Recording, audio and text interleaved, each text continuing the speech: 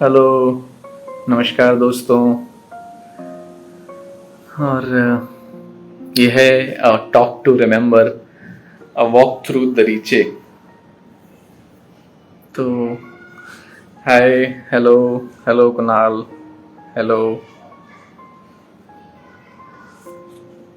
आइए। बहुत बहुत स्वागत है आपका। मैं खुशामदीद आप सबके लिए और तहे दिल से स्वागत करता हूँ। और ये बात है हमारी दरीचे को लेके। ये किताब है दरीचे। और पहले तो इस किताब के नक्श देखिए, फिर इसका मिजाज देखिए। तो पहले बाहरी रंग देख लीजिए। दरीचे हिंदुस्तानी नज्म विद इंग्लिश ट्रांसलेशन। और पीछे एक बात कही है जो बहुत खास है। वो बात है कि नज्म पढ़ूं, गजल कहूं या इश्क के अशार कहूं। नज्म पढ़ूं, गजल पढ़ूं या इश्क के अशार कहूं, या रोज मुल्क में चल रहे हालात जार जार कहूं। दिल को चैन दें, सुकून दें, जज्बात ऐसे कुछ ही हैं। दिल को चैन दें, सुकून दें, जज्बात ऐसे कुछ ही हैं। ताली वाला शेर पढ़ूं या सिसकी वाली बात कहूं। ताली वाला शेर पढ़ूं या सिसकी वाली बात कहूं। बहुत बहुत शुक्रिया। और आप हमारे साथ जुड़े रहिए और अपनी आह वाह सब कहते रहें, कमेंट के जरिए बताते रहें। बेहद खुशी होगी मुझे। और जो भी आपके सवाल हैं, आप अपने सवाल कमेंट बॉक्स में पूछ सकते हैं। और सबसे पहले मैं बहुत बहुत शुक्रिया करना चाहूँगा वी स्विच टीम का। वी स्विच की पूरी टीम के लिए तहे दिल से शुक्रिया कि उन्होंने लाइव सेशन ऑर्गेनाइज किया। और हमारा प्लान था स्टोरीज के थ्रू कवर अप करने का, मगर फिर ख्याल आया कि आपसे लाइव मुखातिब होना ज़्यादा ज़रूरी है और इस बहाने हम एक दूसरे को बेहतर समझ सकेंगे, सुन सकेंगे, पढ़ सकेंगे। बहुत बहुत शुक्रिया काबिल जी, काबिल 27, बहुत खूब, बहुत खूब। और भूषण भोए ने भी ज्वाइन किया है, उनको भी हाय। तो बताइए सबसे पहले आप मुझे कमेंट बॉक्स में कि किस रंग की, किस मिजाज की, किस तरह की पोइट्री पढ़ना चाहेंगे। अच्छा, एक खास बात मैं बता दूं कि मैं हिंदुस्तानी में लिखता हूं, तो इसमें हिंदुस्तानी की नज़में तो हैं ही, उसके साथ साथ उनका अंग्रेजी अनुवाद, उनका अंग्रेजी तर्जुमा, उनका अंग्रेजी ट्रांसलेशन भी, I would say not translation but the transcreation is available. तो हर नज्म की, हर पोइट्री की अंग्रेजी में उसको दोबारा सोचा गया है, उसको दोबारा लिखा गया है और इसमें बहुत सारे लोगों का हाथ है। माशाल्लाह बहुत अच्छी ट्रांसक्रिएशन बनी है। तो अगर आप चाहेंगे तो मैं किसी एक नज्म का आपको अंग्रेजी तर्जुमा भी सुनाऊंगा, जो कि मुझे पूरा यकीन है कि सिर्फ ट्रांसलेशन नहीं लगेगा, बल्कि वो आपको एक पोइम जैसी, एक सेल्फ एक नेचुरल पोइम लगेगी। तो चलिए सबसे पहले मैं आपको, इस किताब में कई दरीचे हैं। अच्छा, दरीचे के मानी हैं झरोखे, झरोखे यानी विंडोज। तो इस किताब में कई विंडोज हैं। मैं आपको विंडोज के ऑप्शन देता हूं, आप मुझे बताइएगा कि किस मिजाज की आप पढ़ना चाहेंगे। तो पहली है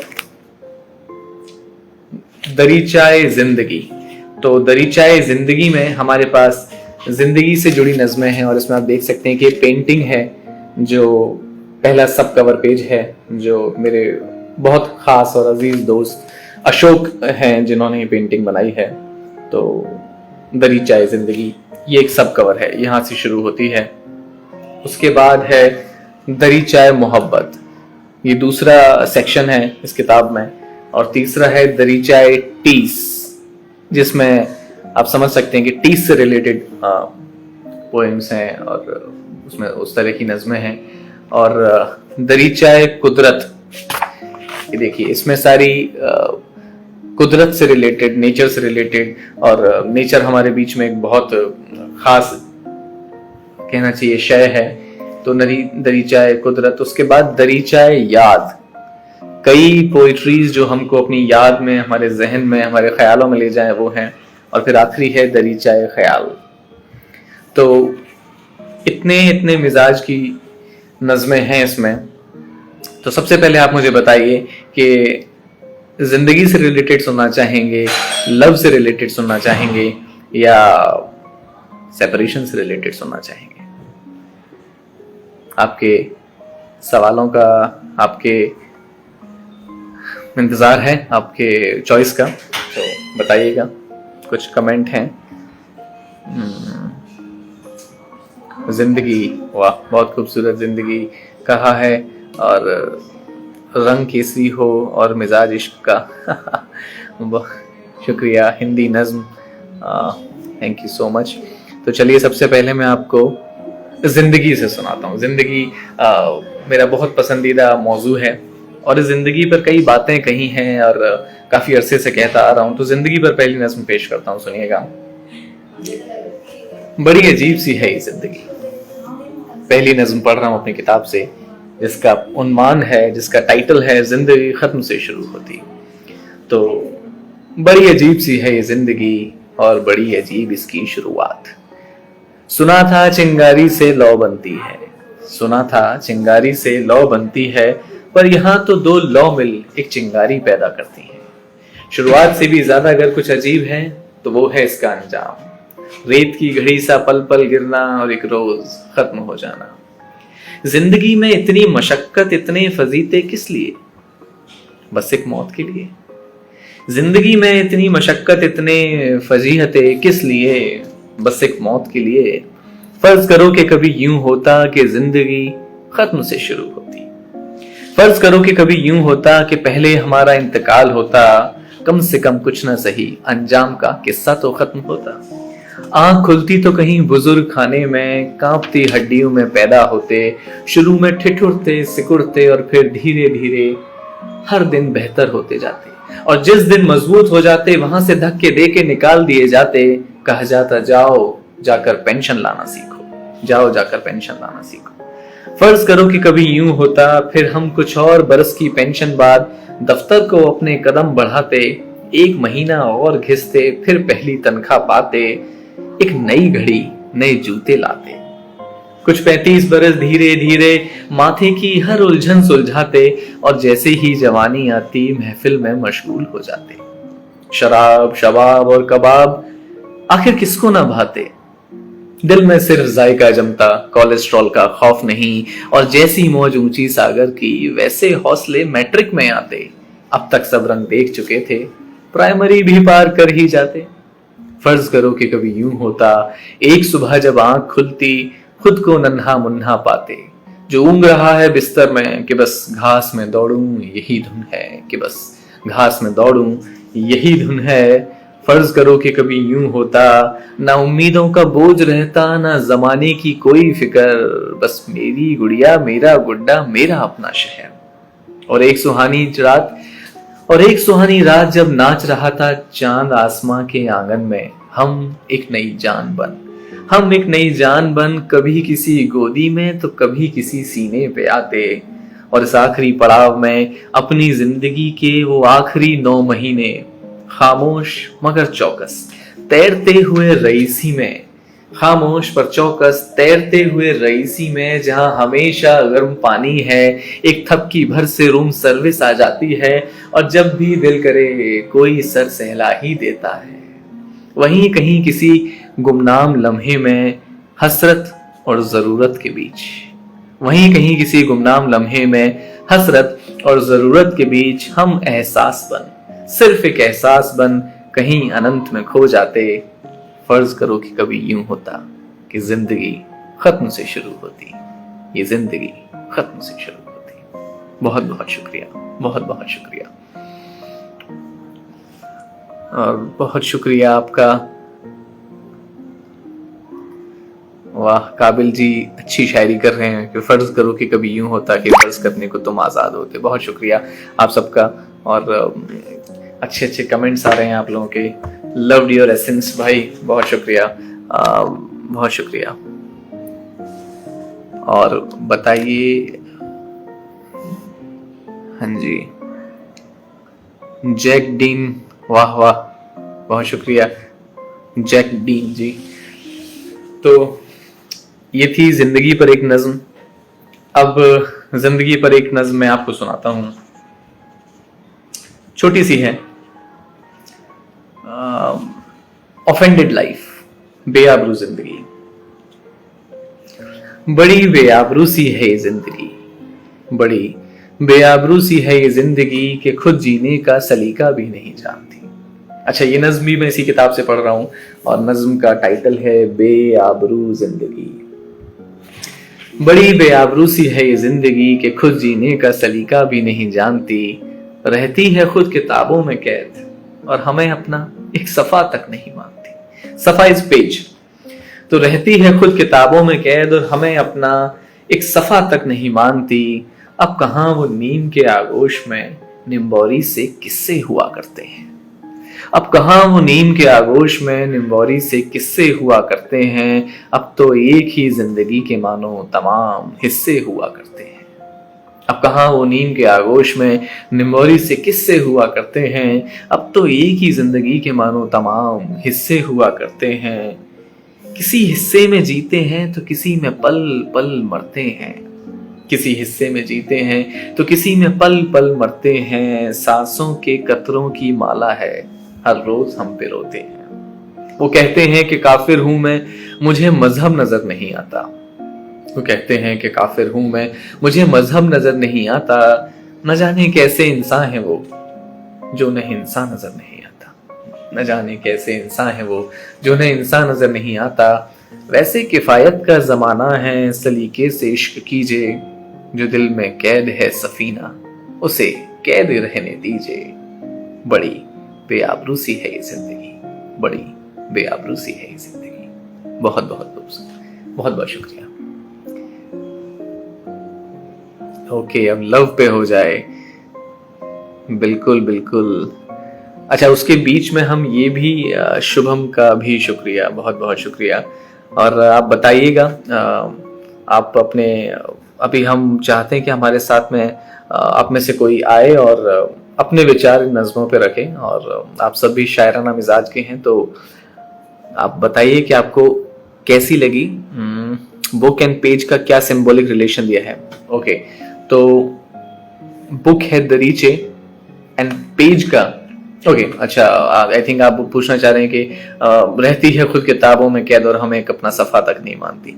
आज के ज़माने में जब हम प्रैक्टिकल लाइफ जैसे कहते हैं तो बोलते हैं कि यार प्रैक्टिकल लाइफ है, जिंदगी की बातें तो सिर्फ किताबों में रह गई हैं। जो कहते हैं ना कि उसूलों वाली बातें और उसूलवादी जो बातें हैं वो आजकल किताबों में रह गई। तो रहती है खुद किताबों में कैद और हमें अपना एक सफा तक नहीं मानती।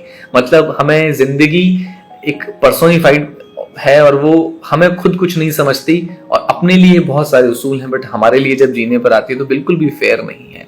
तो इसीलिए इसका टाइटल है बड़ी बेआबरू सी है जिंदगी। तो ये उसका सिंबॉलिक रिलेशन है। उम्मीद है आप मेरी बात से इत्तेफाक रखते होंगे, और अगर नहीं भी रखते हैं तो आपकी एक अलग पहचान है, एक अपना खुद रंग है, आपके अलग ख्याल है। चलिए, अब हम एक बार चाहते हैं कि एक बार कुशल सिंघल, और इसके बाद आप सब भी जुड़ते रहिए, अपने और दोस्तों के साथ शेयर कीजिए, लिंक शेयर कीजिए। अच्छा, ये किताब दरीचे आपको अमेज़न पे उपलब्ध है इस वक्त।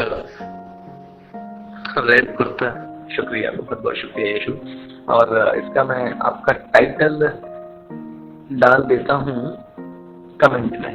आप ये टाइटल के साथ अमेज़न पे सर्च कर सकते हैं, आपको ऊपर ही दिख जाएगी। और उसके लिए भी आप सभी का बहुत बहुत शुक्रिया कि इस किताब को अमेज़न के ऊपर पहुंचाने के लिए बहुत लोगों ने प्यार दिया अपना। अच्छा, बीच में किसी की रिक्वेस्ट आई थी कि अब लव पे हो जाए, तो जब तक ओके, अब एक बार हम आपको कुछ इश्क और लव पे सुनाते हैं। तो जब इश्क पे जाना है तो क्यों ना दरीचाए मोहब्बत से झांके। चलिए, दरीचाए मोहब्बत से हम झांकेंगे। और ये है दरीचाए मोहब्बत।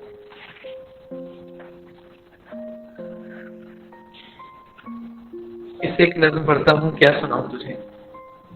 काश खुदा करे रहूं जुस्तजू में तेरी और फिर ना पाऊं तुझे। काश खुदा करे रहूं जुस्तजू में तेरी और फिर ना पाऊं तुझे, मगर ये हो नहीं सकता कि भूल जाऊं तुझे।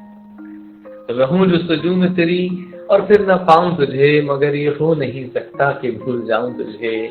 छाई रहे तू मेरी रूह पे इस कदर, छाई रहे तू मेरी रूह पे इस कदर, मैं नाउम्मीद के लम्हों में गुनगुनाऊं तुझे। छाई रहे तू मेरी रूह पे इस कदर, मैं नाउम्मीद के लम्हों में गुनगुनाऊं तुझे। ये मुकद्दर ये मेरी तकदीर कभी तो दिखलाएगी, ये मुकद्दर ये मेरी तकदीर कभी तो दिखलाएगी। तू भुलाना चाहे मुझे और मैं रह रह के याद आऊं तुझे, तू भुलाना चाहे मुझे और मैं रह रह के याद आऊं तुझे। तू फसले गुल की माफे खुशबुएं लुटाती रहे, फसले गुल स्प्रिंग सीजन, तू फसले गुल की माफे खुशबुएं लुटाती रहे, मैं शोक फिजाओं की तरह गुदगुदाऊं तुझे। यूं तो मैं तमाम रात आंखों में काट दूं, यूं तो मैं तमाम रात आंखों में काट दूं, पर सुबह को हथेली पे लाकर जगाऊं तुझे। वैसे बड़े शौक से सुनता है ये सारा जमाना मुझे, वैसे बड़े शौक से सुनता है ये सारा जमाना मुझे, मगर मैं यही सोचूं क्या सुनाऊं तुझे, क्या सुनाऊं तुझे, क्या सुनाऊं तुझे। बहुत बहुत शुक्रिया, बहुत शुक्रिया, बहुत शुक्रिया। और हमारे साथ काबिल जी की रिक्वेस्ट आई है, तो एक बार रिक्वेस्ट एक्सेप्ट करते हैं और देखते हैं कि उनके क्या विचार हैं नज़्मों पे, क्या कहना चाहते हैं। आप भी अपनी रिक्वेस्ट भेजते रहिए, अपनी सलाह, अपनी इस्लाह, अपनी बातें बताइए। जी नमस्ते। पहले तो आपका अंदाज, मैं बहुत बहुत प्यार हो गया बिल्कुल आपके अंदाज से, क्योंकि मैं भी थोड़ा बहुत लिखता हूँ, ज्यादा कुछ नहीं, शायरियां लिखता हूँ, पर आपके जो शब्द है वो शब्द मैं काफी समय से सीखने की कोशिश कर रहा हूँ, पर सीख नहीं पा रहा। पता नहीं, पढ़ता हूँ कुछ कुछ हो जाता है, फिर कुछ पढ़ता हूँ फिर वो समझ नहीं आता, ऐसा कुछ। मगर जो आपका अंदाज है, आपका कॉन्फिडेंस लेवल है, उसके लिए तो दाद देनी पड़ेगी भैया। बहुत बहुत बहुत शुक्रिया, बहुत शुक्रिया। आप लोगों की मोहब्बत है जो रंग छोड़ रही है, और मोहब्बत पक्की है इसलिए रंग कच्चा है, कच्चा रंग अक्सर बिखरता है तो इसीलिए बिखर रहा है। बहुत बहुत शुक्रिया आपका। और उम्मीद है आपको नज्म पसंद आई होंगी, आपको ख्याल पसंद आए होंगे। मेरी नज्म और ख्याल सिर्फ कुछ महीनों या चंद दिनों की नहीं है, बल्कि कहूं कि इन रातों रात के पीछे कितनी रातें तबाह हुई हैं ये कोई नहीं जानता। तो मेरे पास शब्द नहीं बचे, पता है। मैं अभी अंधेरे में बैठा था, आपकी मतलब मैं सोचा ज्वाइन करूंगा, फिर इसीलिए मैं थोड़ा टाइम लगाया। हाँ, मतलब जितनी एक्सपेक्टेशन की थी उससे ज्यादा मिल रहा है मुझे यहाँ पे। बहुत शुक्रिया, आपके इतने प्यार के लिए बहुत शुक्रिया जी। आपकी हर लाइन में शायरी नज़्म चल रहा है, और मैं ऐसे हूँ कि यार इस लेवल पर जाना है। ये अभी बात बहुत दूर है, पर आएंगे। आप लिखते रहिए, प्रयास करते रहिए, और जितना मशक्कत करेंगे, जितना खुद को ढालेंगे, उतना और रंग निखर के आएगा। और शेयर कीजिए उनके साथ में, काम शेयर कीजिए, लिखते रहिए।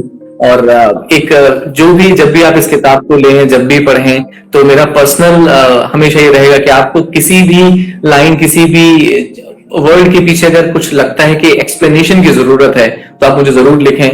किताब के पीछे ईमेल आईडी और वेबसाइट का एड्रेस सब दिया हुआ है, आप मुझे जरूर लिखें। और कोई भी क्लैरिफिकेशन है तो जानना चाहें, क्योंकि एक लाइन है कि यूं ही नहीं नज़्मों में हर अल्फाज के दरमियान कोई मौजूद है, यूं ही नहीं नज़्मों में जिंदा किरदार जिया करते।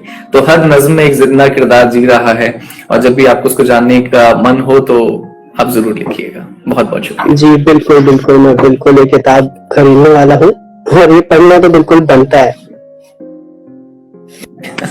बहुत शुक्रिया।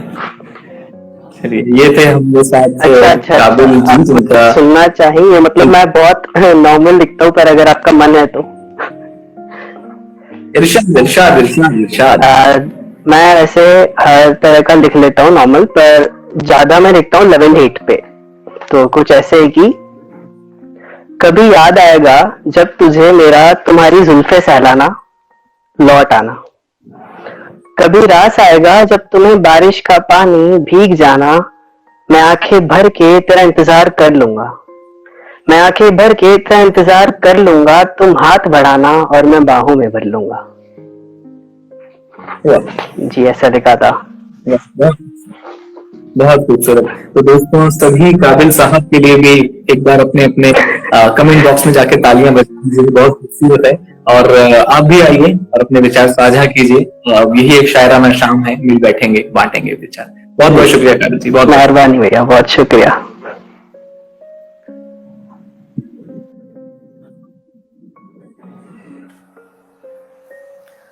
तो दोस्तों, देखा आपने, ये थे हमारे साथ काबिल जी और उनके विचार उम्दा हैं। आप भी अपने विचार साझा कीजिए, बहुत खुशी होगी।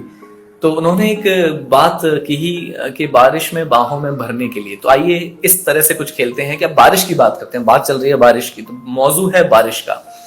तो बारिश पे कोई कुछ कहना चाहे, कोई अपने विचार रखना चाहे, तो चूंकि बारिश बहुत रोमांटिक टॉपिक भी है और उसके अलग अलग रंग भी हैं, कुदरत के रंग भी हैं, बहुत सारे रंग हैं। तो मैं आपको एक नज्म सुनाता हूं अपनी, जो कि दरीचाए टीस। हाँ, ये देखिए, एक खूबसूरत, अच्छा ये एक पेंटिंग है, ये फोटो नहीं है, ये पेंटिंग है बनाई हुई हाथ से। तो उस पेंटिंग, और बहुत ही खूबसूरत मुझे पेंटिंग लगती है। इस दरीचाए टी सेक्शन में एक है मिट्टी के घर, और उसका अंग्रेजी में है द मड हाउसेस। और ये नज्म बारिश पे है, लेकिन बारिश का बहुत अलग रंग है। बारिश को हमेशा रोमांटिक समझा जाता है। अब इस नज्म में मैंने कहने की कोशिश की है कि बारिश किसी की है रोमानी, रोमांटिक। बारिश किसी की है रोमानी, कोई बादल से रूठे रहते हैं, उनको क्यों ना हो सावन बैरी, जिनके घर मिट्टी के होते हैं। उनको क्यों ना हो सावन बैरी, जिनके घर मिट्टी के होते हैं। दिल के छाते में अरमान ढके, हथेली सर पे रखे रहते हैं।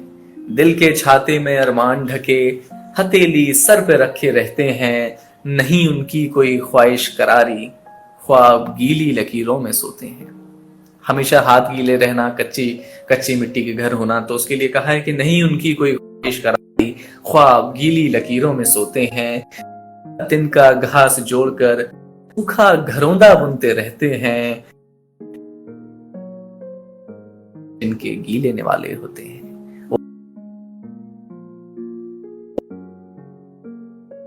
एक टप टपाती छत के नीचे, मुलाहिजा फरमाएं कि एक टप टपाती छत के नीचे कुछ गीले बच्चे सोते हैं।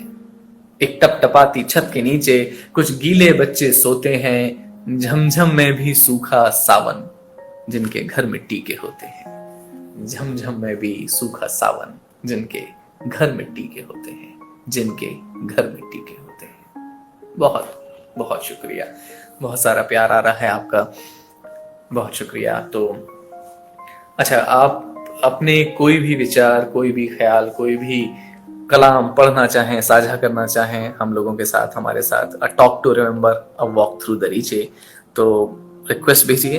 और अब हमारे पास रिक्वेस्ट आई है अकीला एडोरेबल, तो जुड़ते हैं इनके साथ और देखते हैं क्या साझा करना चाहते हैं।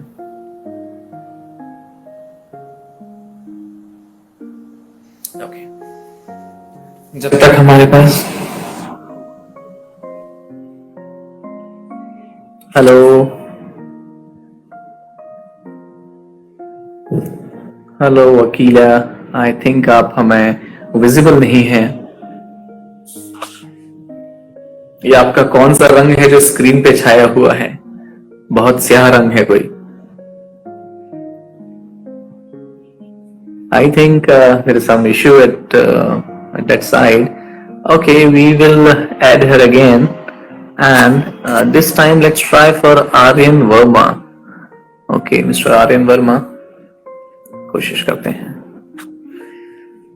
अच्छा, बीच बीच में बातें होती रहेंगी।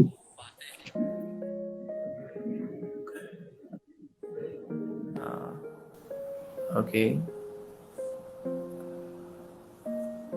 अच्छा, I think there is some problem. Okay, we will add Akila adorable first. और अगर अकीला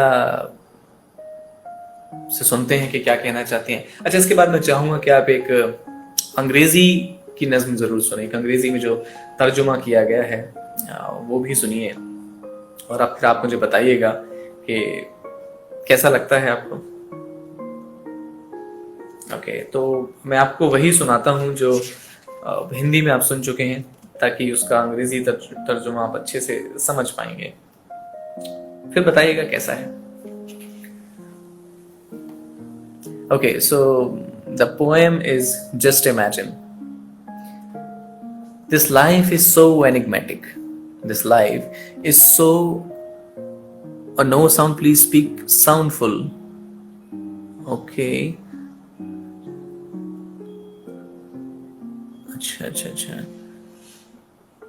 अच्छा, आप अपनी रिक्वेस्ट दोबारा भेजिए. आई थिंक पिछली बार में कुछ इशू था, तो आप जब तक अपनी रिक्वेस्ट दोबारा भेजिए और तब तक एक हल्की फुल्की सी नज्म हो जाए. तो चलिए इस बार एक हल्की फुल्की सी नज्म पढ़ते हैं. तो अब हम चलते हैं आखिरी नदी पर. आखिरी नदी मैं पढ़ रहा हूं दरीचाए कुदरत, एक सेक्शन है. ओके, अकीला जी की रिक्वेस्ट आई है, बस एक नज्म का मोहलत दीजिए. आखिरी नदी एक इमेजिनेटरी पोएट्री है जो लिखी गई है ये सोचकर कि भविष्य में कई सालों बाद जब हमारे हिंदुस्तान में, या बेसिकली हिंदुस्तान को पर्सपेक्टिव रख के लिखी गई है, जब नदियां सूखने लग जाएंगी तो क्या होगा, और जब एक आखिरी नदी बचेगी जो समुद्र में गिर रही होगी तो गिरते वक्त उसका क्या कथन होगा, गिरते वक्त उसके क्या विचार होंगे, ये कहा गया है. तो शायद नक्शों पे अब सिर्फ गीली लकीरें बची हैं. नक्शों पे अब सिर्फ नीली लकीरें बची हैं. जमीन पे जो दरिया थे वो सूख गए हैं. अगर आपने मैप देखा हो तो उसमें आपने महसूस किया होगा कि नदियां ब्लू, स्काई ब्लू कलर से होती हैं. तो नक्शों पे अब सिर्फ नीली लकीरें बची हैं. जमीन पे जो दरिया थे वो सूख गए हैं. जो मखसूस मायने थे सखी गंगा के, मखसूस इज वैल्यूबल, बड़ी इंपॉर्टेंट, जो इंपॉर्टेंट मायने थे सखी गंगा के, सब मिट्टी हो गए. अब सिर्फ सूखी सिसकी बहती है. सिंधु ब्यास तो तभी मिट गई जब सरकारी दौर चला था. सिंधु ब्यास तो तभी मिट गई जब सरकारी दौर चला था. नदी बचाओ नदी बचाओ, हाँ इंसान की प्यास बहुत है. नर्मदा गोदावरी जो चांदनी सी रेंगती थी सब्ज वादियों में, स्याह हैं अब. लगता है काले इरादे वाले ने काले ईमान से सींचा है पैहम. पैहम इज कंटिन्यूस. चीखते हैं अल्फाज कावेरी के, कृष्णा की भी चुप्पी सहम है कि चलती हूं सखी सूखे समंदर से मिलने. यूं तो मुश्किल मिलन बहुत है, उसकी भी तो प्यास बहुत है. रात के आसमां पे जरी का काम भी दिखता नहीं अब. तारे, रात के आसमां पे जरी का काम भी दिखता नहीं अब. हवा में, जहां में और इस सीने में बस धुआं परस्त है. कहीं कहीं थोड़ी थोड़ी छांव बची थी, कम वक्त उसको भी काट काट के अपने ड्राइंग रूम ले गए. थोड़ी थोड़ी कहीं कहीं छांव बची थी, कम वक्त उसको भी काट काट के अपने ड्राइंग रूम ले गए. मुबारक हो नया साल 2078 तुम्हें.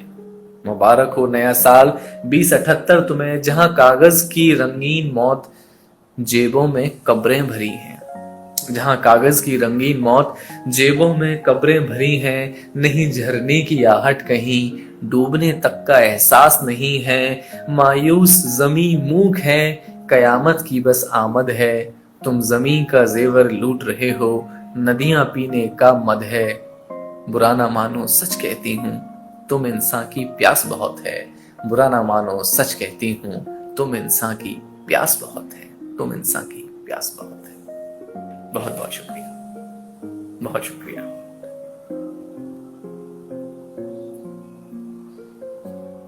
जी हमारे साथ अब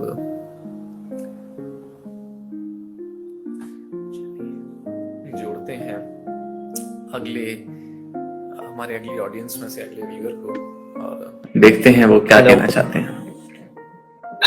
hello, welcome. So, am I audible?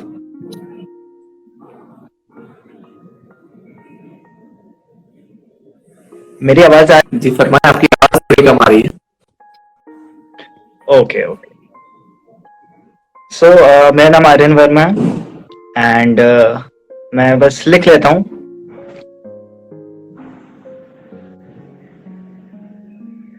Okay Aryan, बहुत बहुत आपका सबसे पहले स्वागत. अभी और बताइए, कुछ कहिए बात. जी, वो अभी जस्ट मैं कुछ काम कर रहा था तो मैंने ऐसे इंस्टा स्क्रॉल करना स्टार्ट करा तो मैंने देखा आपका पेज लाइव था, तो आई ज्वाइन एंड मेरे को लगा कि हाँ यार, मेरे को भी थोड़ा ज्वाइन करना चाहिए. कुछ सुना सकते हैं हम भी. कुछ अभी रिसेंटली मैंने लिखा है, अभी 1-2 दिन पहले ही.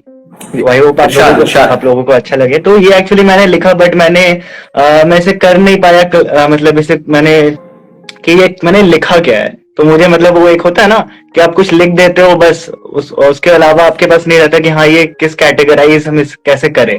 तो ये एक्चुअली कैटेगराइज मैं नहीं कर पाया। तो ये ऐसे शुरू होता है कि दर बदर ऐसे भटके हम अपना ठिकाना भूल गए, दर बदर ऐसे भटके हम अपना ठिकाना भूल गए, टूट कर ऐसे बिखरे हम खुद को बनाना भूल गए, जमाने की चकाचौंध देख अपना आशियाना भूल गए, बढ़ते हुए जिंदगी में अपना जमाना भूल गए, चाहा जिसे बेशुमार, चाहा जिसे बेशुमार उसे अपना बनाना भूल गए, भूलने की बात क्या करे जनाब, भूलने की बात क्या करे जनाब, हम तो प्यार जताना भूल गए, कभी जिसके मिलने पर मुस्कुरा उठते थे, कभी जिसके मिलने पर मुस्कुरा उठते थे, आज उसे सताना भूल गए, जिसके चर्चे जमाने में हुआ करते थे, जिसके चर्चे जमाने में हुआ करते थे, हम वो फसाना भूल गए, चमक हुआ करती थी जिन आंखों में कभी,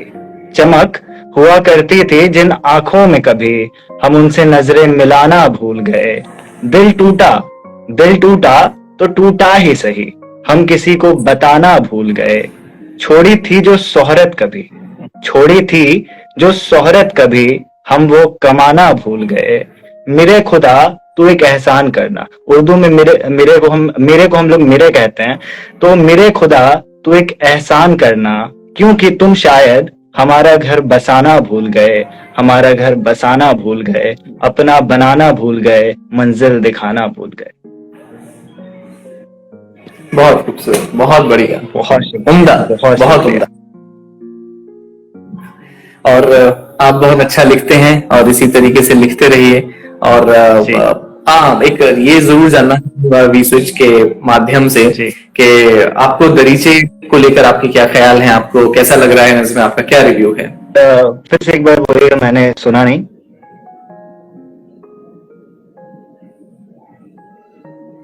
जी आपकी आवाज नहीं आई थी, आप एक बार फिर से बोलिए जरा। दरीचे की नज्मों को लेके आपका क्या ख्याल है? एक्चुअली मैंने अभी पढ़ा नहीं है, तो मैं जरूर पढ़ूंगा। मैं तो जो आपने जो डिसाइड किया वो तो मुझे बेहद ही ज्यादा खूबसूरत लगा, एंड वही सुनकर मेरा बहुत ज्यादा मन हुआ कि चलो मैं भी कुछ सुनाता हूँ। तो बहुत ही बेहद ही खूबसूरत था। बहुत शुक्रिया, बहुत शुक्रिया आपका, बहुत शुक्रिया हमारे साथ जुड़ने का, हमसे अपनी दिल की बात साझा करने का। तो ठीक है, जुड़ी रहिए हमारे साथ, और बाकी नज़्में, सफर बहुत लंबा बाकी है दोस्त, और कहते रहेंगे, सुनते रहेंगे। बिल्कुल, ठीक है, जुड़े रहिए और बाकी नज़्में आपके साथ आ गई। शुक्रिया।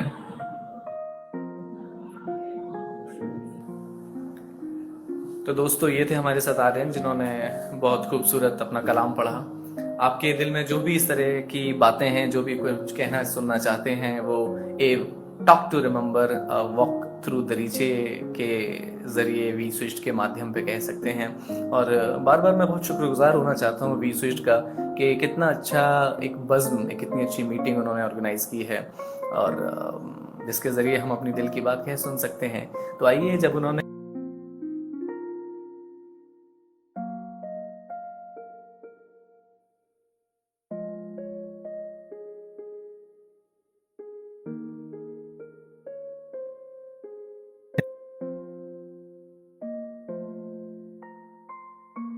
आप भूलने और जानने का एहसास उससे जुड़ी हैं।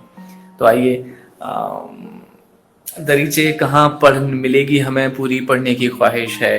तो दरीचे आप टाइप कीजिए, अमेज़ॉन पे सर्च कर सकते हैं, या फिर वी स्विच के पास भी उसका लिंक है, और आप उसका लिंक भी साझा कर सकते हैं। मेरी गुजारिश है शुभ से, अगर वो हमारे साथ जुड़े हैं तो उनके पास आई थिंक व्हाट्सएप पे वो लिंक है, तो वो लिंक यहाँ शेयर कर सकते हैं कमेंट में, ताकि सबको उस लिंक का एक्सेस हो और वहाँ से वो अपनी किताब मंगा सकें। चलिए, एक नई नज़्म पढ़ता हूँ, कैसे कोई। ये भी एक एहसास से जुड़ी है कि जब आप एक बेबसी के एहसास में हो, जब ज़माने की रिवायत, उसके ट्रेडिशंस, उसके प्रोटोकॉल्स आपको आपकी विश के अगेंस्ट जाने पे मजबूर कर दें, तो आप ये चीज़ महसूस करेंगे। कई सारी बातें हैं जो पारिवारिक, जब फैमिली में रिवायती तौर पे नहीं होती, परंपरा के अलग होती हैं, तब क्या कहता है दिल, वो सुनिएगा। दुनिया के चेहरे हैं हजार, दुनिया के चेहरे हैं हजार, एक चेहरे पे बसर। लाइन के बीच में लाइन देखिएगा कि आप अपने लिए कुछ और हैं, माँ बाप के लिए कुछ और हैं, अलग अलग चेहरे हैं जो आपके एक चेहरे पे बसे हैं। तो उस पे कहा है कि दुनिया के चेहरे हैं हजार, एक चेहरे पे बसर, खुद का अपना चेहरा क्या है ये कैसे दिखाए कोई, खुद का अपना चेहरा क्या है ये कैसे दिखाए कोई, इस अजनबी दुनिया में कोई तो जानता है मुझे, इस अजनबी दुनिया में कोई तो जानता है मुझे, मैं उसी का टूटा टुकड़ा हूँ, यकीन कैसे दिलाए कोई, मैं उसी का टूटा टुकड़ा हूँ, यकीन कैसे दिलाए कोई। चंद सफ़ों पे लिखी रिवायत में, पेपर्स डॉक्यूमेंट, चंद सफ़ों पे लिखी रिवायत में तय की हैं बंदिशें, रूह की किताब में क्या दर्ज है ये कैसे बताए कोई। नहीं था कभी एतबार के राबता रूह भी होता है, soul connection, connection of souls. नहीं था कभी एतबार के राबता रूह भी होता है, जान दिए तो जान मिले, बिन दिए कैसे जान पाए कोई। एक एहसास तक हो अगर, एक एहसास तक हो अगर, तो देनी है माजी की मोहरें यहाँ। ऐसे जमाने में भला दिल की बात कैसे बताए कोई। ये मंजर ख्वाब है या हकीकत, किस्सा या कहानी, ये मंजर ख्वाब है या हकीकत, किस्सा या आवाज छिन जाए तो कैसे सुनाए कोई। होंठ सिल के ये लफ्ज आजाद है तेरे, होंठ सिल के कहते हो कि लफ्ज आजाद है तेरे, हर बार सिसकी में नहीं कहते ये कैसे बताए कोई। हर बार सिसकी में नहीं कहते ये कैसे बताए कोई, ये कैसे बताए कोई। बहुत बहुत शुक्रिया, बहुत शुक्रिया दोस्तों।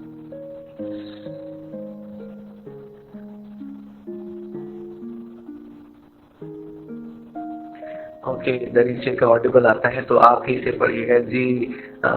आपने बहुत पते की बात कही, क्योंकि दरीचे का ऑडियो पॉडकास्ट एक एल्बम क्रिएट हो रहा है सारे ट्रैक्स का, और उसके लिए मेरे कई अजीज दोस्तों ने जिसमें म्यूजिक दिया है, किसी ने उसमें फ्लूट प्ले किया है, किसी ने उसमें तबला प्ले किया है, गिटार प्ले किया है, तो उसके साथ में एक दरीचे का एल्बम है म्यूजिक, पोइट्री का नरेशन और पीछे से इंस्ट्रूमेंटेशन है, इंस्ट्रूमेंटल है, तो वो आ रहा है और जुड़े रहिएगा। जल्दी ही आप लोगों को वो सुनने के लिए मिलेगा, और इंशाल्लाह के मतलब हर जगह उसका कोशिश यही की जाएगी कि हर मुख्तलिफ चैनल्स पे वो उपलब्ध हो। और बताइए, चलिए अब हमारे साथ हैं रंग गहरा है चेहरा, ख्वाहिशों की तरह धुंधला सा गया है। बहुत अच्छी, सब लोग अपनी शायरी कह रहे हैं, your voice fab, love you, शुक्रिया यशु। और हिंदी नज्म अब हमारे साथ, अगर आप भी अपनी कुछ बात कहना चाहें तो जुड़ते रहिए, हमें रिक्वेस्ट ज़रूर भेजिएगा, और आपकी रिक्वेस्ट के ज़रिए हम आपके मन समझ पाएंगे, आपके दिल की बात समझ पाएंगे, जो भी आप कहेंगे। तो किताब में पढ़ने के लिए है काफ़ी कुछ, और इस किताब का जो सबसे खूबसूरत पेज है, जो सबसे खूबसूरत पन्ना है, सफ़ा है, वो है इसका पहला पन्ना। अगर आप लोगों को दिख रहा है तो इस पे लिखा है कि मेरी पहली कोशिश उसको नजर जिसने इन हाथों में कलम दी, माँ।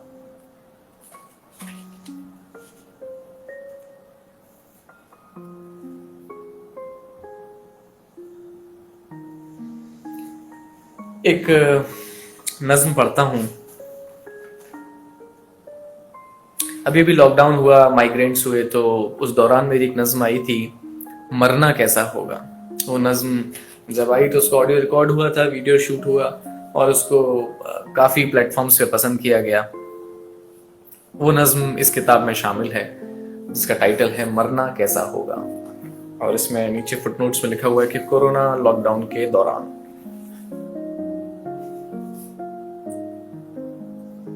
जीना तो हो गया, जीना तो हो गया जैसे तैसे, सवाल ये है कि मरना कैसा होगा। बीमारी से, ठीक वैसे ही जैसे अमीरों को मौत आती है, स्ट्रेचर लेकर दौड़ते हुए, वेंटिलेटर का पाइप पकड़े, खांसी बुखार होगा, दम घुटेगा, लाश ना मिलेगी, दाह मातम ना होगा, और एक सैनिटाइज्ड प्लास्टिक बैग में ये शरीर अरसे तक कैद रहेगा।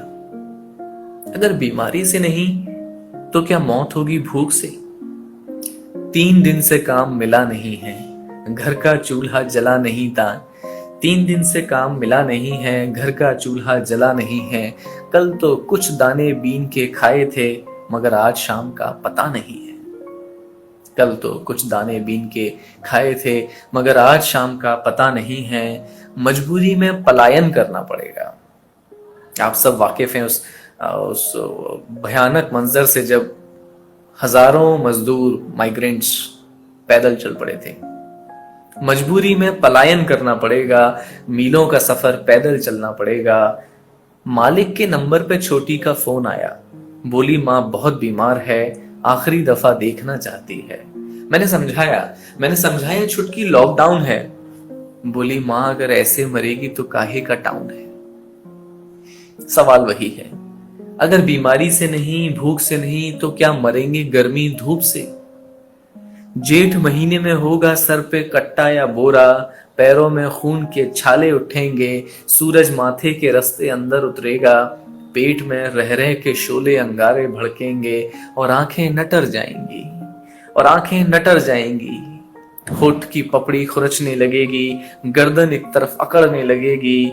ठीक उसी छोटे बच्चे की माफिक 2 रोज पहले जो चला था यहाँ से। ठीक उसी छोटे बच्चे की माफिक 2 रोज पहले जो चला था यहाँ से। लाश को माँ बाप ने कई मीलों तक लादा, दूजी छोटी बच्ची को भी गोद से उतारा। फिर बच्ची जब जोरों से हाँफने लगी, माँ के सीने की धड़कन कांपने लगी। बाप ने हूक भरी और टेक दिए घुटने, बच्चे को ईंटों के भट्टे में दबाकर वो मजदूर, वो बेबस ईंटा चबाकर चल दिए गांव अपने बदन को ढोकर। ये सब तो बहुत पहले ही मर चुके थे, बस दफनाने को अपनी मिट्टी की खातिर चले जा रहे हैं हजारों मीलों की दूरी। जीना तो हो गया अलग अलग शहरों में रहकर, भीड़ में घुटकर, जिंदगी में बंद कर। अब देखना यह है कि मरना कैसा होगा, सपनों के करीब या अपनों से दूर। घर की छत मैसर होगी या सड़कों की धूल अटेगी। जीना तो हो गया जैसे तैसे, सवाल ये है कि मरना कैसा होगा।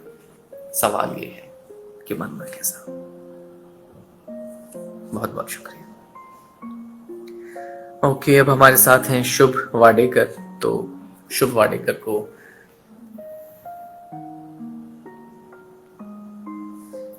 अपने साथ जोड़ते हैं दोस्तों।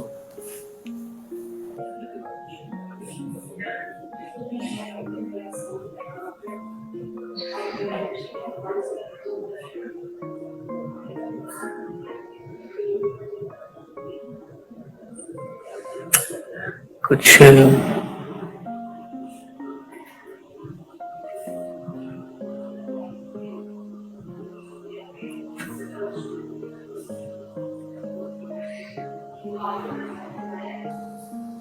ओके, द लास्ट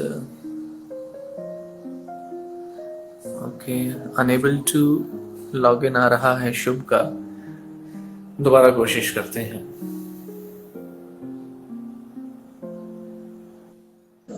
हेलो प्रशांत भैया। हाय शुभ। सो मैं मतलब नॉर्मली आपका काफी अच्छा लाइव सेशन चल रहा था, सो मैं नॉर्मली बस कुछ थोड़े से एज अ राइटर के पर्सपेक्टिव से कुछ क्वेश्चंस पूछने आया हूँ। वैसे तो काफी देर से अटेंड कर रहा हूँ जी। तो बस कुछ क्वेश्चंस ऐसे थे कि मतलब आपका जर्नी कैसा था, लाइक कहाँ से स्टार्ट हुआ एंड एग्जैक्टली आप दरीचे तक कैसे पहुंचे, आप नॉर्मल राइटर से प्रॉपर एक पब्लिश्ड राइटर कैसे बने, मुझे मतलब काफी जानने का मन। तो जर्नी अगर देखी जाए तो जर्नी तो दोस्त बहुत पुरानी है, बहुत लंबी जर्नी है, क्योंकि काफी वक्त से मैं काफी तो नहीं कहना चाहिए, क्योंकि साहित्य और लिखने के फील्ड में कोई भी वक्त ज्यादा नहीं होता। बहुत मेरे ख्याल से लिखने में कम वक्त हुआ है, जैसे तकरीबन मैं 17-18 साल से लिख रहा हूँ। तो जब स्कूल में था, अराउंड शायद 5th क्लास या 6th क्लास में रहा हूँगा, तो तब से कुछ लिख रहा था। तब भी कविता कहता था, तब मोटिवेशनल कविता बहुत कहता था। मुझे याद है कि पहली जब कविता 6th क्लास में मैंने स्टेज पे पढ़ी थी, तो एक कहा था कि न जम शिला सा एक पल को तू पल भर में टूटेगा, और वह समय सा हद को तू मंजिल को निश्चय पाएगा, बस चल चला चल चल चला चल चल चला चल, इस तरह एक कविता कही थी। तो वहां से सफर शुरू हुआ, और कहते कहते बस कभी पढ़ना बंद नहीं किया, पढ़ना और लिखना कभी बंद नहीं किया। पब्लिश्ड, और कभी ये पर्पस नहीं था कि मुझे एक पब्लिश्ड राइटर या पब्लिश्ड एक ऑथर बनना है, और कभी ये टारगेट नहीं था। बस अपनी बात एक तरीके से कहनी है, पूरा खाली कर देना है, अंदर का जो बर्तन है वो पूरा खाली कर देना है। और ये खाली करते करते मुझे बिल्कुल पता नहीं चला कि कब 1000 से ज्यादा नज़्में, 1000 से ज्यादा पोइट्रीज मैं कह चुका। और इस किताब में तो बहुत चुनिंदा नज़्में हैं, लेकिन कई सारी हैं जिनके अलग अलग दीवान बन रहे हैं, अलग अलग पब्लिशर्स अब मांग रहे हैं। जब वो बैकग्राउंड में जब होमवर्क काफी हो गया, तो जब एक्चुअल में चेन्नई में आपसे मुलाकात हुई, और चेन्नई से पहले भी जब मैं थोड़ा थोड़ा लिख रहा था, मगर हाँ, चेन्नई में आने के बाद जब मैं चेन्नई में रहा 4 साल, तो परफॉर्म करना स्टार्ट किया, अपनी नज़्मों को साझा करना शुरू किया। तो कई नज़्में इसमें ऐसी हैं जो मैंने 10-10 साल पहले कही थी। तो लेकिन तब मुझे लगता था कि शायद अभी और जरूरत है मेहनत करने की, और आज से 10 साल पहले शेयर करने के लिए इतना कल्चर नहीं था, ओपन माइक्स नहीं होते थे, और ट्रेडिशनल मुशायरे होते थे, उस तरह की चीजें नहीं थी। तो आप बोल सकते हो कुछ सालों में। जी बिल्कुल, पिछले कुछ सालों में बहुत ज्यादा तेजी से तब्दीली आई है, अपने बात को कहने के बहुत जरिए, बहुत माध्यम हो गए हैं। तो जब काफी लगा कि हाँ चीजें हैं, और जब एक दो जगह सुनाई तो लोगों को पसंद आई, जिसमें से आप भी थे, जिन्होंने कहा कि नहीं, इस चीज को आपको कहना चाहिए और बड़े अच्छे प्लेटफॉर्म पे कहना चाहिए। तो बस ऊपर वाली की रहमत रही कि लोग, जैसे मजरू सुल्तानपुरी साहब का कलाम है कि मैं तो अकेला ही चला था मंजिले जानिब की तरफ, मंजिले जानिब मगर लोग मिलते गए, कारवां बनता गया। तो लोग मिलते गए, किसी ने इंस्टा पेज बना दिया तो वो चल पड़ा, किसी ने यूट्यूब का चैनल खोल लिया मेरा, कि भाई ये तुम्हारा यूट्यूब चैनल है, तुम इसमें डाल दो और हमें दे दो, हम मैनेज कर देंगे। तो वही है। तो आज भी इतने खास दोस्त हैं, खास लोग हैं जो जिनको पसंद है, जिनको शायद अच्छा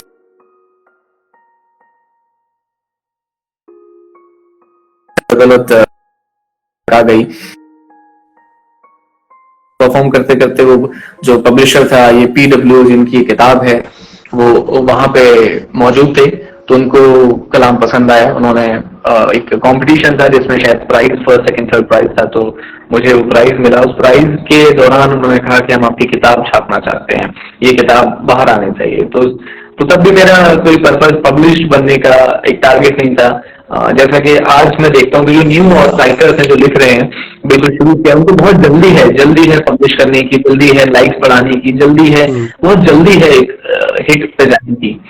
तो लेकिन जो जितनी जल्दी चीज चढ़ती है उतनी जल्दी उतरती भी है। तो कोई जल्दी मेरे ख्याल से लिखने के फील्ड में नहीं होनी चाहिए, क्योंकि तभी फिर एक अच्छी थोड़ा वक्त देना चाहिए। तो इस तरीके से बिल्कुल लिखते लिखते थोड़ा वक्त मिला, वक्त मिलते मिलते अपने आप कब ये शक्ल दरीचे की ले ली किताब ने, और कब सबसे जुड़ना मिलना हो गया। और काफी लोग लिखते हैं, और फिर कब वो धीमे धीमे करते करते किसी ने धुन दी तो कहा उसके लफ्ज रखिए, तो कब पोइट्रीज गाने में तब्दील हो गई, कब मैं जी उसके लिए थीम सॉन्ग लिखने लगा, कब बैंड्स के लिए गाने लिखने लगा। वो सब धीमे धीमे चलता रहा। कभी लेकिन ऐसे मोटिव से नहीं था कि हाँ ये मोटिव है कि इसको करते हैं, इसको करना है, मोटिव है पीछे वो नहीं था, लेकिन बस अपना काम अच्छे से करना है, वो जो भी रूप ले जाए, बस यही था, यही जरूर। चलिए, आपको बहुत बहुत मुबारक हो आपकी बुक के लिए, और भगवान करे कि आपकी 100 बहुत बुक बहुत निकले और शुक्रिया। पूरी 100 बुक में आपको ऑटोग्राफ ले। बहुत बहुत शुक्रिया, भगवान करे। चलते हैं। Thank you. या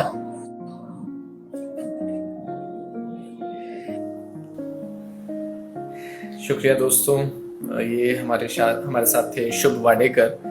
तो इनके सवाल के जरिए मैं शायद खुद की जर्नी में झांक पाया। अच्छा लगा मुझे इस सवाल से, मुझे एक बार अपने अतीत को, अपने माजी को झांकने का मौका मिला। आपके जो भी सवाल हो पूछते रहिए, और कमेंट में भी पूछ सकते हैं, रिक्वेस्ट डाल के भी पूछ सकते हैं लाइव आने की। और हम अब एक बहुत सारी नज्म पढ़ रहे हैं, तो इसमें एक लास्ट सेक्शन है दरीचाए ख्याल। इस दरीचाए ख्याल में नज्मों की नज्में हैं, पोइट्रीज अबाउट पोइट्रीज। तो उसमें सबसे पहले एक नज्म जो मुझे पसंद है, जो मेरी दिल के करीब है, वो नज्म है कि उसका अनवान है नज्म एक ट्रेन। सुनिएगा। और अच्छा, ज्यादातर नज़में जो मैं पढ़ रहा हूँ इनके ऑडियो और वीडियो दोनों मौजूद हैं। यूट्यूब पे आप डालेंगे बेबार, BEBAAR, तो आपको चैनल मिलेगा। चैनल पे कई सारे आपको वीडियोस मिलेंगे। bebar.poet के नाम से आपको इंस्टा पे अकाउंट है, आप वहाँ भी फॉलो कर सकते हैं। अदरवाइज सबका सार मिला के एक जगह भी रखा हुआ है, वो है prashantbebar.com वेबसाइट है, PRASHANT BEBAAR bebar.com। तो prashantbebar.com वेबसाइट है। आप चाहें तो वेबसाइट विजिट करके वहाँ पे सारे सोशल मीडिया अकाउंट्स एंड सारे के सारे जो भी चीज़ें न्यू डेवलपमेंट हैं, क्या नया आने वाला है, क्या नया वीडियो आ रहा है, क्या नया किताब आ रहा है, या क्या नया प्रोजेक्ट चल रहा है, किस चीज़ पे लिखा जा रहा है, कौन से गाने हैं, कौन सी कहानियाँ रिसेंटली काफ़ी पब्लिश हुई हैं, तो कहानियाँ पसंद की हैं लोगों ने, और कुछ कहानियाँ लिटरेरी मैगजीन्स में आई हैं। और आप लोगों की दुआ रही तो कुछ जल्दी ही आपको शायद उन कहानियों का रूप स्क्रीन पे देखने को मिलेगा। तो कोशिश जारी है, तो साथ बनाए रखिएगा। और इसी के साथ एक आखिरी बस नज़्म मैं पढ़ना चाहता हूँ अभी के लिए, सेशन 1 के लिए। नज़्म एक ट्रेन। नज़्म एक ट्रेन है जो दौड़ती है जज्बात और अल्फाज की पटरी पर। नज़्म एक ट्रेन है जो दौड़ती है जज्बात और अल्फाज की पटरी पे। कई दफा तो कुछ नज़्में भाग के मैंने पकड़ी हैं, कई दफा तो कुछ नज़्में भाग के मैंने पकड़ी हैं, और कुछ दफा तो कई मिसरे हाथ में आकर छूटे हैं। जिन नज़्मों की मंजिल मेरी फितरत तक नहीं जाती, छोड़ दी हैं दौड़ने को मेरे जहन के स्टेशन से दूर। कुछ तेज तीखी नज़्में तो जहन में कई मील दूर से गूंजती हैं, कुछ तेज तीखी नज़्में तो जहन में कई मील दूर से गूंजती हैं, जताती हैं कि कायनात की कितनी सदाएं बसर हैं इसके ऊंचे उठते धुएं में। अचानक रोक दूं तो जहन के स्टेशन पर गर पटरियां चीखती हैं अल्फाज की, मानो किसी ने मिसरा अधूरा छोड़ दिया हो। अचानक रोक दूं जहन के स्टेशन पे गर तो पटरियां चीखती हैं अल्फाज की, मानो किसी ने मिसरा अधूरा छोड़ दिया हो, जैसे या चेन खींचता है दौड़ती ट्रेन में कोई। क्या पता इस तसव्वुर के लिए कोई जगह बाकी है भी या नहीं। उन नज़्मों के भरे हुए डब्बों में सारे लफ्ज हाशिए मार्जिन, सारे लफ्ज हाशिए में कुचे पिचे से बैठे हैं। पर जब जब ये नज्म किसी यादों के पुल से गुजरती है या पढ़ी जाती है शायरे शब महफिलों में, सारे जज्बात की पटरियां कांपने लगती हैं दूर तलक। सारे जज्बात की पटरियां कांपने लगती हैं दूर तलक, जब तक यह नज्म उस याद का वो पुल पार ना करते।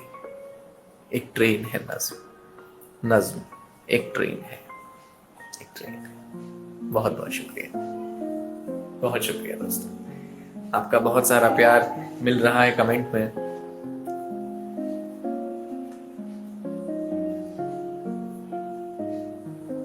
आर्यन का बहुत उम्दा आया। चलिए एक अच्छा, दिल छू गया, शुक्रिया शुक्रिया। एक नज्म और पढ़ा जाए जो हाल फिलहाल में रेडियो मिर्ची को पसंद आई है, तो उस पर काम कर रहे हैं, और अगर ऊपर वाले की रहमत रही और आप लोगों की दुआएं रही तो वो रेडियो मिर्ची के प्लेटफॉर्म पे आएगी। वो नज्म है, मैं पढ़ता हूँ। इसमें दरीचा 30 से लिखी गई है, और उस नज्म का इस 2020 से बहुत बड़ा नाता है, क्योंकि जब जनवरी फरवरी में हमारे देश में अनस्टेबिलिटी चल रही थी कई तरह की, तब ये नज्म मेरे दिल से निकली थी। और अभी कल ही फैज अहमद फैज की डेथ एनिवर्सरी हो के चुकी है, तो उस पे भी ये फैज साहब को समर्पित है, तो पढ़ता हूं, मुलाहिजा फरमाइए। मैं कोशिशें हजार करता हूं, मगर रूह है कि सिहर जाती है, नजर है कि ठहर जाती है सिग्नल पे खड़े उस नंगे बच्चे पे, जो कार के शीशे पार से बेच रहा है आजादी, जो कार के शीशे पार से बेच रहा है आजादी।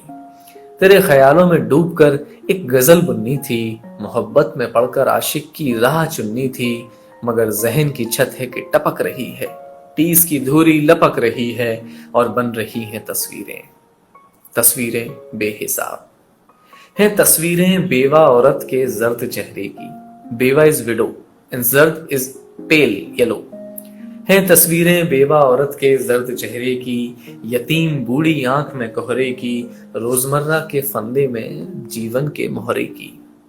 एक 9वीं की लड़की जो भटक रही है, एक औरत जो कोठे पे तड़प रही है, चूल्हे और बिस्तर के बीच में बीवी धीरे धीरे सदियों से सरक रही है।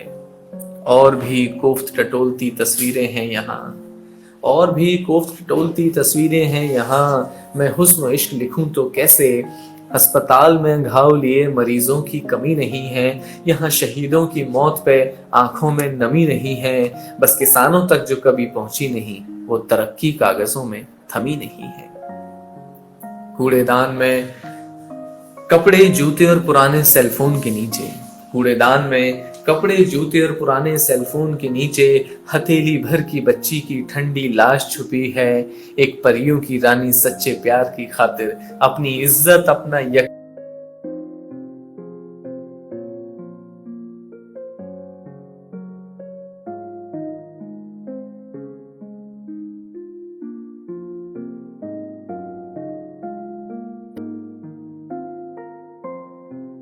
से अब भी है, फाइलों में खोई वो चप्पल सालों से अब तक घिसट रही है, और भी शय हैं दुनिया में मौजूद।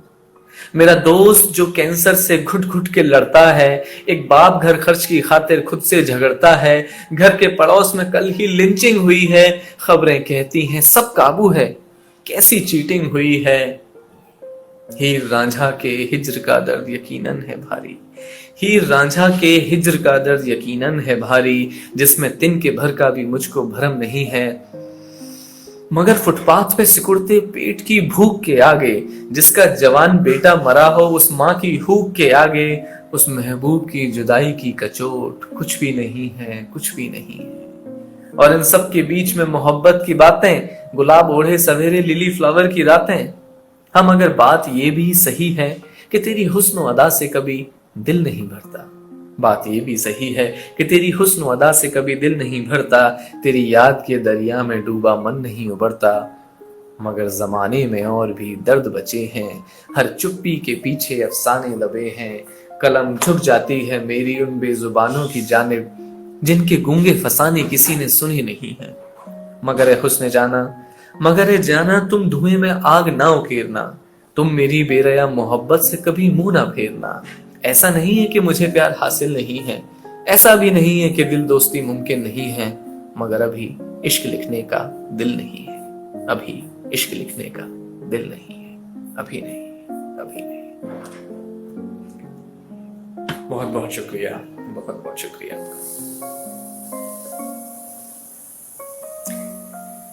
उम्मीद है आपको ये नज्म पसंद आई होगी, और काफी बातें हैं इस नज्म में, जब जब पढ़ता हूँ मैं उसी वक्त में पहुंच जाता हूँ, वो सारी चीजें जहन से हट जाता है, तो थोड़ा वक्त लगता है वापस आने में। बहुत शुक्रिया दोस्तों आपका, बहुत सारे आपका प्यार मिल रहा है, आपके स्माइलीज और इमोटिकन के जरिए सारे ख्याल मुझ तक पहुंच रहे हैं। तो ये था हमारा पहला सेशन वी स्विच के साथ दरीचे के लिए, a talk to remember, a walk through Dariche. तो लिंक मौजूद है और जल्दी ही ये लिंक हम कोशिश करेंगे कि वी स्विच को एक शॉर्ट लिंक और है वो अवेलेबल करा दें आप लोगों तक। और जैसा भी हो, इस किताब को खरीदने में अगर आपको किसी तरह की झिझक महसूस हो, अगर आपको लगता हो कि यार 200 रुपए की किताब है, क्या वर्द है, तो ये मेरे लिए तो कई रातों का चूरा है, आपके लिए सिर्फ एक कप कॉफी के बराबर है। तो किताब को अपनी मोहब्बत से नवाजें, बहुत प्यार दें, अपने दोस्तों, परिवार, फैमिली सबके साथ इसे शेयर करें, इसका लिंक शेयर करें। और वी स्विच को आप सब जुड़े ही हैं और लोगों को इत्तला करें, इन्फॉर्म करें, वी स्विच को फॉलो करें, beba.poet को फॉलो कर सकते हैं। और उम्मीद है आप सबके विचार, आप सबके ख्याल हम तक साझा हो पाए। और अगर किसी के दिल में कुछ कहने सुनने की हसरत बाकी है तो ज़रूर हमें लिखें, वी स्विच को लिखें। और we'll see you again in the next session. We'll be having a next session soon. So इतनी मोहब्बत और इतने दरीचे को इतना तवज्जो देने के लिए बहुत बहुत शुक्रिया, बहुत बहुत शुक्रिया। उम्मीद करता हूँ आप सबकी शाम बहुत ही खुशमिजाज और रंगीन। Take care, good bye, bye bye.